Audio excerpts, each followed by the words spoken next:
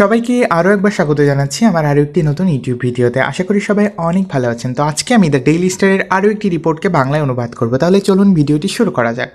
এখানে বলা হচ্ছে economic stabilization should be first priority. ভেঙে বললে ইকোনমিক স্ট্যাবিলাইজেশন অর্থাৎ অর্থনৈতিক স্থিতিশীলতা শুড বি হওয়া উচিত ফার্স্ট প্রায়োরিটি অর্থাৎ প্রথম অগ্রাধিকার হওয়া উচিত। তাহলে এই লাইনটার বাংলা করলে এমন হচ্ছে যে অর্থনৈতিক স্থিতিশীলতা প্রথম অগ্রাধিকার হওয়া উচিত। নেক্সট এখানে বলছে speaker say at annual ICMAB conference. ভেঙে বললে স্পিকার সে অর্থাৎ বক্তারা বলে বা বক্তারা বলেন at annual ICMAB conference. Annual মানে হচ্ছে বার্ষিক আর কনফারেন্স মানে হচ্ছে সম্মেলন। তাহলে ICMAB এর বার্ষিক সম্মেলনে বক্তারা বলেন। নেক্সট এখানে বলছে Bangladesh needs both economic and political reforms to address three major challenges, namely macroeconomic instability, rising inequality, and poor governance, which are restricting the country's development potential, according to experts. ভেঙে বললে Bangladesh needs বাংলাদেশের প্রয়োজন both economic and political reform অর্থাৎ অর্থনৈতিক এবং রাজনৈতিক উভয় সংস্কার বাংলাদেশের প্রয়োজন। কেন প্রয়োজন? টু অ্যাড্রেস অর্থাৎ মোকাবেলা করতে। অ্যাড্রেস শব্দের অর্থ হচ্ছে এখানে মোকাবেলা করা। তাহলে টু অ্যাড্রেস মোকাবেলা করতে। কি মোকাবেলা করতে? থ্রি মেজর চ্যালেঞ্জেস তিনটি বড় চ্যালেঞ্জ মোকাবেলা করতে। নেমলি অর্থাৎ সেগুলোর নামই এখানে বলবে যে তিনটি কোন কোন বড় চ্যালেঞ্জ, যেই তিনটি বড় চ্যালেঞ্জ সেটার নামই এখানে বলা হবে যে ম্যাক্রো ইকোনমিক স্ট্যাবিলিটি অর্থাৎ সামষ্টিক অর্থনৈতিক স্থিতিশীলতা, রেসিং ইনইকুয়ালিটি অর্থাৎ ক্রমবর্ধমান বৈষম্য, অ্যান্ড পুয়ার গভর্নেন্স এবং নিম্নমানের শাসন বা দরিদ্র শাসন।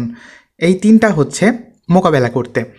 এখানে বলছে which are restricting the countries development potential. Which are restricting, restrict শব্দের অর্থ হচ্ছে সীমিত করা। তাহলে হুইচ আর রেস্ট্রাক্টিং যেগুলো সীমিত করছে, এই তিনটার কথা বলছে যে এই তিনটা সীমিত করছে। কি সীমিত করছে? দ্য কান্ট্রিজ ডেভেলপমেন্ট দেশের উন্নতি, আর পোটেনশিয়াল মানে হচ্ছে সম্ভাব্য। তাহলে দেশের যে সম্ভাব্য উন্নতি সেটাকে সীমিত করছে অ্যাকর্ডিং টু এক্সপার্টস অর্থাৎ বিশেষজ্ঞদের মতে। তাহলে এই সেন্টেন্সটাকে যদি আমি বাংলায় বলি তাহলে এমন হচ্ছে যে বিশেষজ্ঞদের মতে বাংলাদেশের তিনটি বড় সমস্যা মোকাবেলা করার জন্য অর্থনৈতিক এবং রাজনৈতিক উভয় ধরনের সংস্কার প্রয়োজন। সেই সমস্যাগুলো হলো সামষ্টিক অর্থনৈতিক অস্থিতিশীলতা, ক্রমবর্ধমান বৈষম্য এবং নিম্নমানের শাসন, যা দেশের উন্নয়নের সম্ভাবনাকে সীমিত করছে। নেক্সট এখানে বলছে against this backdrop they said forming a comprehensive and coordinated stabilization program should be the first priority in efforts to restore the country's macroeconomic stability. ভেঙে বললে অ্যাগেনস্ট দিস ব্যাকড্রপ, এই শব্দটার অর্থ হচ্ছে বা এই সেন্টেন্সটার অর্থ হচ্ছে এই অবস্থায় বা এই প্রেক্ষাপটে। তাহলে অ্যাগেনস্ট দিস ব্যাকড্রপ অর্থাৎ এই অবস্থায় বা এই প্রেক্ষাপটে দে সেইড তারা বলেছেন বা ওনারা বলেছেন। এই ওনারা কারা?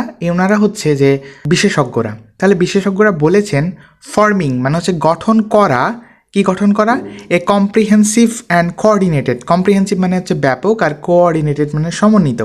তাহলে ব্যাপক এবং সমন্বিত স্ট্যাবিলাইজেশন অর্থাৎ স্থিতিশীলতা প্রোগ্রাম মানে হচ্ছে কর্মসূচি।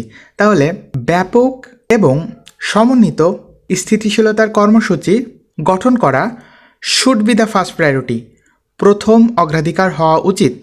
ইন ইফোর্টস টু অর্থাৎ প্রচেষ্টায়। ইন ইফোর্টস টু মানে হচ্ছে প্রচেষ্টায়। কিসের প্রচেষ্টায়? রিস্টোর অর্থাৎ পুনরুদ্ধারের প্রচেষ্টায়। কি পুনরুদ্ধার? The countries macro economic stability অর্থাৎ দেশের যে সামষ্টিক অর্থনৈতিক যে স্থিতিশীলতা সেটাকে পুনরুদ্ধারের প্রচেষ্টায় প্রথম অগ্রাধিকার হওয়া উচিত, সেটা এখানে বলা হচ্ছে। তাহলে এই সেন্টেন্সটাকে যদি আমি বাংলায় বলি তাহলে এমন হচ্ছে যে এই অবস্থায় তারা বলেছে যে একটি ব্যাপক এবং সমন্বিত স্থিতিশীলতার কর্মসূচি গঠন করা দেশের সামষ্টিক অর্থনৈতিক স্থিতিশীলতা প্রচেষ্টার প্রথম অগ্রাধিকার হওয়া উচিত। আজকের ভিডিও এই পর্যন্তই। আশা করি ভিডিওটি আপনাদের ভালো লেগেছে। আগামী ভিডিও দেখার জন্য সকলকে আমন্ত্রণ রইল। ধন্যবাদ।